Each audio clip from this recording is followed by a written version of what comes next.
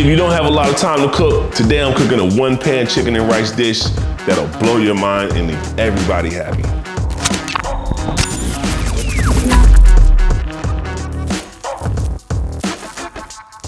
Today we're cooking one of my favorite dishes, a 1-pan dish. I usually don't do a lot of 1-pan dishes, but this one is it. It's chicken, rice, mushrooms.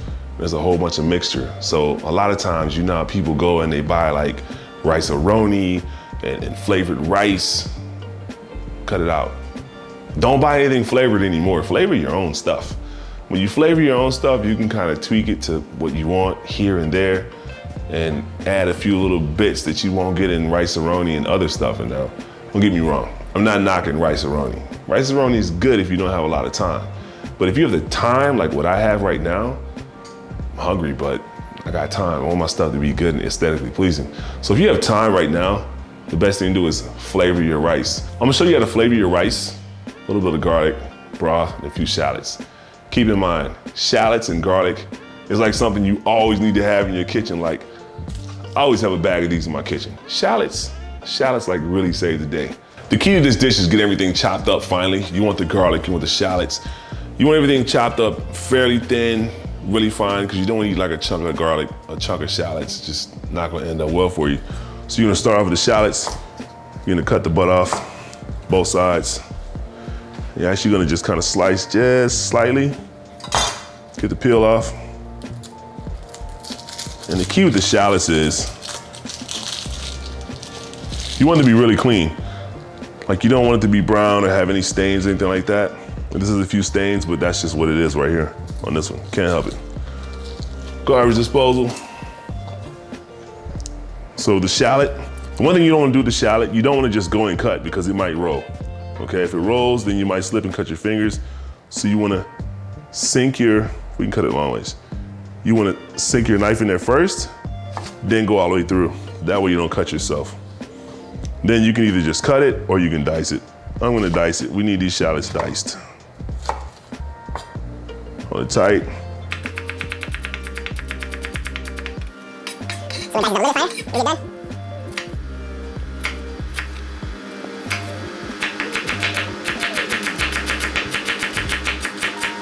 What we're doing for this, we're getting the rice. This is the broth for the rice. We're gonna get this mixed in. So cut an entire shallot. You can also use a yellow onion, green onion, but I prefer shallots. Much sweeter taste. Get the chives out the way. Then we got a shallot that doesn't want to be eaten. One more pass through the shallots.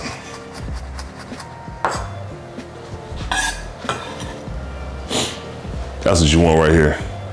Fairly fine. Set these off to the side.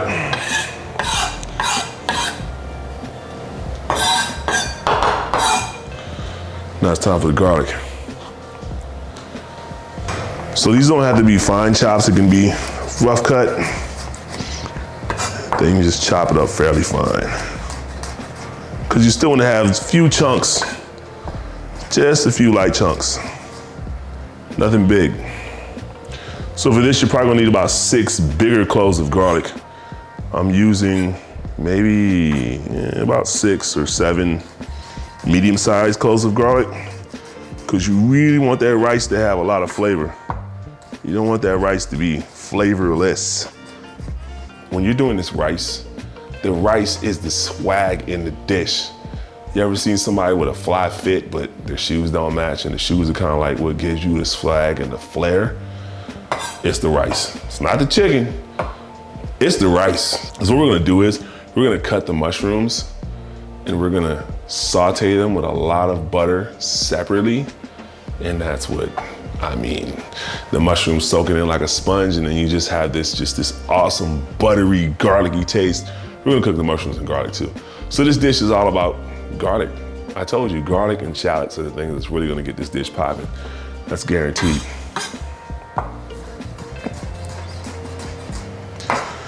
Continue chopping. It's gonna seem like you're cutting garlic forever, but it's so worth it. When I say it's so worth it, it's worth it. This is like the dish of the year. Now we're gonna get ready to make this broth. So the broth, you're gonna need 1 cup of rice, okay? Don't use anything more, anything less. 1 cup of rice, and you're gonna wanna use 1/4 cup of chicken broth. You want the majority of the liquid in the dish to be chicken broth. And also what's gonna really give this rice some flavor is butter. Butter makes everything better. Butter is absolutely the in any dish. So we're gonna transfer this to a bowl. See the stuff I should already had laid out.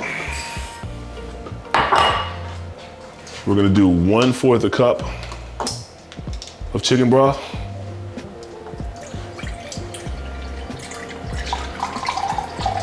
One-fourth. Probably do a little bit more than 1/4. I like the flavor. But keep in mind also, when the chicken is cooking, it's gonna release its own juices into the rice. And that's what just is the killer part of this dish. Chicken broth in. Somebody to hip you guys to a secret that's really gonna help you out. And with this, it's only 1 cup of water. I didn't even have to look. I just kind of had the instinct that was 1 cup. That's how quick I did that. Also, butter, which is not up here. I like to keep the butter cold. I don't like to have it sitting up hot, pudding consistency.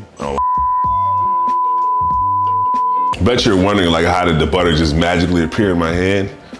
It didn't. The guy behind the camera, when I was talking about getting ready to go get the butter, he started recording and there it is. Camera guys these days. So you're gonna need at least 2 tablespoons of butter. Don't ask me how I get 2 tablespoons of butter out of this cut, but it's more like a pat of butter than me. So once again, you can never go wrong with too much butter. You're gonna drop this butter in here. But before you bring it down to a simmer, you bring it to a boil and then you let it simmer. And that melts the butter and gets the acid out of the shallots and the garlic, and you get that flavor into this nice concoction that you have right here of water, butter, shallots, garlic. And then you take the butter, you take the water, the boiling water with your concoction. I'm saying butter because I'm like excited about this dish. And you pour it to the cast iron.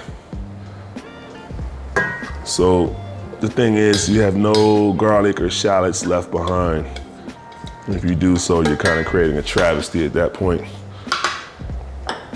This is where it gets real. You're gonna take the rice and you're gonna dump it in. That's a cup of rice. Kind of even it out a little bit. Now we're gonna take some salt and pepper. Sprinkle in a little bit. And just a little bit of salt, although all the broth has salt in it, still wanna put just a little bit of salt so it has that flavor. We're gonna take this pan and we're gonna put it in the oven. It's gonna be in the oven for like 40 minutes. Never stand in front of the oven when you open it up. You're gonna get a rush of hot air. Come here for a second. You see this smoking pan? If your pan is not smoking just a little bit, then guess what? Take the meat out of there, or don't put the meat in. Your pan needs to be smoking just a little bit before you put that in there. For oil. So what we're gonna do is we're gonna put some butter in there as well. So you always put olive oil in before you throw the butter in. The olive oil will keep the butter from burning. Throw in the chicken.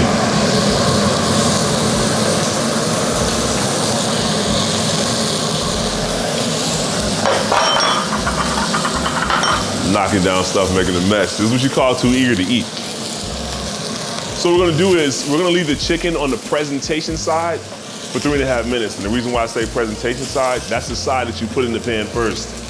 And it's because the pan is the hottest and it's the cleanest at that point. So when you flip it over, it's gonna have a nice presentation, it's gonna look good. And the reason why I want you to sear the chicken and not just throw the chicken in there raw on top of the rice, because the chicken is just gonna be white, it's not gonna be aesthetically pleasing. So the key thing about having aesthetically pleasing food, it makes it an experience. And you wanna have an experience when you're cooking. You don't wanna just have food and just survival eat. Why not have it aesthetically pleasing? That's the whole point. You like your car to look nice. You like your boyfriend and your girlfriend to look nice. Sometimes you like your clothes to look nice. Why do you want your food just bland and white, boiled looking chicken? Doesn't make any sense. So this has already been on for maybe about 30 seconds. Then we're gonna let it go. So be careful of the time. Make sure you look at it. You want 3.5 minutes. You don't want this to cook all the way through because you don't want it to dry out. It's a very thick chicken breast. The reason why you don't want it to dry out is this. You see how thick it is right here and how thin it is at that part right there? When you're cooking, it's gonna take a lot longer to get this cooked versus this. So by the time this is cooked, this is gonna taste like a shoe sole. You don't want that. There's no swag in the chicken. Dry chicken should just be a felony, honestly. It's not edible at that point. Most important thing, season the chicken. Sometimes you'll be so nervous about cooking, you forget to season your chicken. You don't season chicken, what are you doing it for? I got my fan on me, it's gonna blow my chicken away, my seasoning away. So as thick as this chicken is, you wanna season it pretty heavily because keep in mind, this is also gonna go in the rice with the water and the sauce and the chicken broth. And you want all that good flavor to soak in. And also this chicken breast is really thick. Take this chicken out of the pan.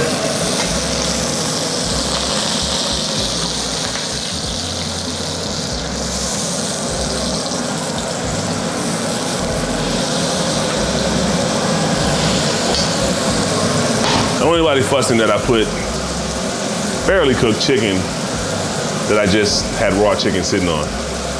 Chicken's not cooked. It's gonna go in the oven. The heat's gonna kill the germs. Keep that in mind. So if you're watching this video and you do exactly what I just did, the chicken's only been 3.5 minutes. It hasn't cooked at all. So pay attention, rewind this part, figure it out, but do not cook your chicken for 3.5 minutes and think that you're gonna be able to eat that. It's not happening. Salmonella's in your future. So much time we have left. 2 minutes and 50 seconds. I cooked the first batch, seasoned it just in the right time. So by the time this timer dings, we're gonna be ready to pull the rice out, put the chicken on top, then we're gonna start working on the mushrooms and the chives and get everything ready to go. So very important that you time the way you cook your food because you don't want something to be done and you're cooking another thing. That gets cold and it's semi-stale but still possibly tasting good. You want everything to be hot. So it's gotta be like a nice dance, a swirl, and it's just gotta work. And that's where you get when you're cooking your rhythm in the kitchen. Don't have any music playing. Don't be talking on the phone. Don't get distracted. You wanna have that rhythm going. It should be going inside your head and it becomes like a dance amongst yourself and the food. It sounded kind of deep, didn't it? Take your spoon. A little butter, braise the chicken, make it look good. There we go. Aesthetically pleasing. Gloves. When you're working with anything in the oven or going out of the oven, going back in the oven, or just in the oven, period. Never use a towel or a rag or a napkin because you might miss that one little spot and then you're gonna drop all your food in the oven and you're gonna be utterly pissed. It's gonna be a bad day. So now we're gonna take the chicken and we're gonna put this on top of the rice. There you go.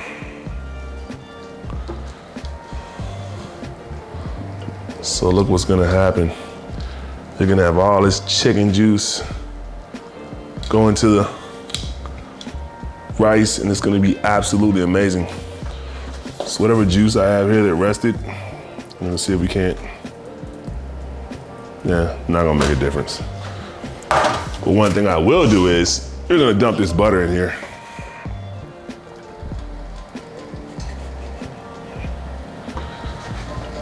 Don't leave anything behind. Matter of fact, the rice looks just a tad bit dry. A little bit of broth. I told you I like extra broth. But do you see the color change on top of the rice? You see that brownish, oily type look? That's what's gonna contribute to this rice being an absolute masterpiece. So make sure whatever rice is on the side is sticking out. Try to have it covered, because you will have a little bit of crunchy rice, which brings some texture to it as well, along with the mushrooms. So it's some good stuff. So then we're gonna put this back in the oven. When putting things in the oven, Step to the side of the oven. Never stand in front of it. Boom. Now this is gonna go in the oven for 35 minutes. Hey Siri, set timer for 35 minutes. Okay, your timer is set for 35 minutes. We're good to go. We'll be back in 35 minutes. At least 15 to 10 minutes before the chicken comes out the oven, you wanna start working on these mushrooms. And you wanna take your time when working on these mushrooms. The reason why I didn't buy already cut portobellos is because they're fairly thick. You want these cuts on these mushrooms to come out fairly thin. You don't want them to be thick and chunky and take over the texture of the rice. You want everything to blend. So you want to chop these fairly thin, and also don't be afraid to use the entire pack, because these mushrooms will shrink once they hit the pan.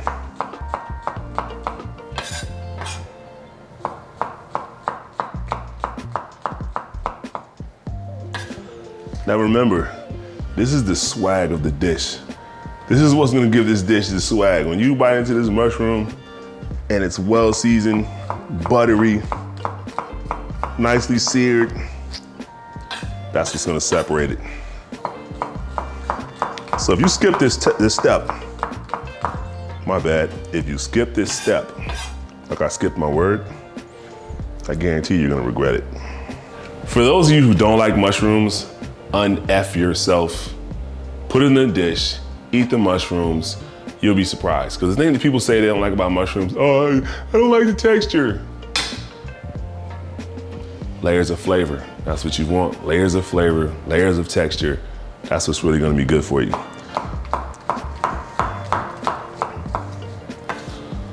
So while you're cutting these mushrooms, go ahead and start heating your pan up. Get it hot.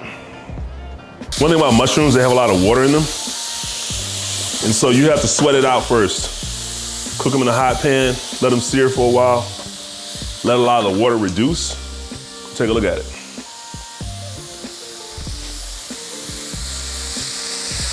So that's really shiny. A lot of that is water.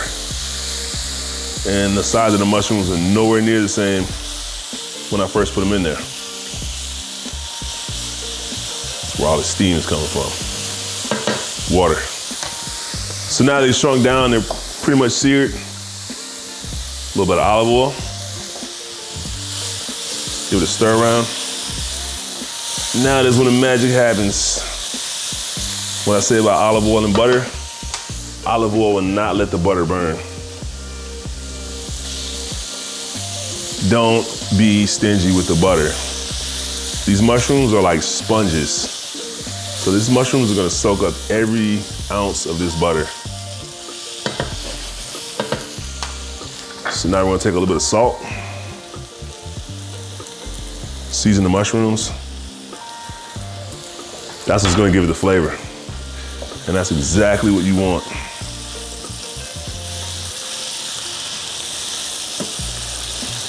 Just let them kind of bathe in the mushrooms. My bad. Let the mushrooms bathe in the butter.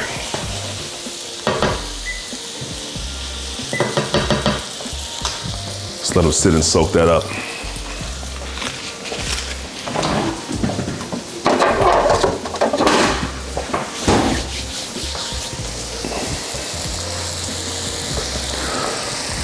So you want the mushrooms cook for maybe a minute or so after you put the butter in.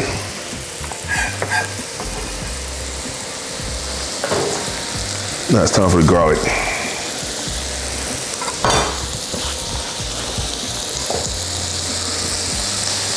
So you put the garlic in, you're gonna smell it getting fragrant. Turn the heat down just a little bit. You don't want to ever cook your garlic in a really, really hot pan because it's not gonna give it time to sweat and it's gonna burn. Burned garlic is bitter garlic. No bitter taste. The aromatics are just insane. These mushrooms are nice and brown, they're buttery, they're garlicky, they have a lot of salt. Like, this is just a taste you can't beat. This one pan dish takes about an hour to prepare. Cooking time for the rice and the chicken is 40 minutes. So Right in the meantime, around like when you have 10 to 15 minutes left, that's when you go ahead and get the mushrooms chopped, start cooking them, brown them with butter, get the garlic in there, and now you have everything ready to go. So we're gonna get ready to pull this chicken out the oven. So this is what I mean by having your chicken cooked properly. We're wasting mushrooms.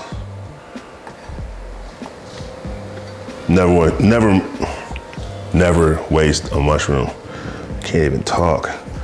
Look at this good food, look at that. Nice and tender.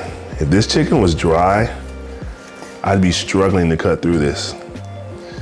Even if the knife is sharp. Look at that. Look at that. Seared on top, presentation side looks good. And you have the chicken just looking absolutely juicy. Very juicy. Don't use the word moist. I think moist is like one of the most hated words in the English vocabulary. Did I say vocabulary? Vocabulary. This is what happens when you have this one pan dish sitting in front of you. Mix it up, get a little bit of the juice and the mushrooms and the scallions. Not scallions, but chives. Oh, look at this. Look at this one pan dish. This 40-minute dish. Now, if you really want to get bougie with it, and I mean bougie, you can make a nice butter sauce with wine and the fond from the pan. And here we go. And you can make it look really good.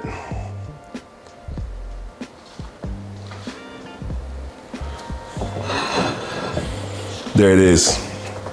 One pan dish, garnished with chives. All 5 seasons on the chicken, 4 or 5, I don't even know, don't remember. The mushrooms, flavored rice with the homemade broth. Now, who can beat that? Who can beat that for a one pan dish? That's why I say attention to detail. Make your food aesthetically pleasing, because in the end, this is what you want. You want your food to look like this. You don't have to like drizzle all the garnish and make it look all culinary, but aesthetically pleasing. It gives you an edible experience, not where you're just piling your food on the plate and you just go for what you know.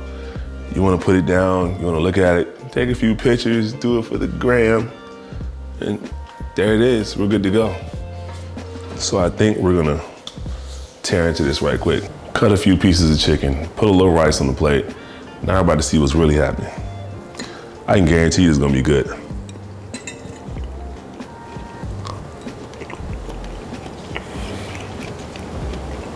The seasoned rice, the mushrooms, the texture. Shouldn't be talking a mouthful, but this is it right here. I'm done talking. Enjoy cooking, because I'm always gonna enjoy eating.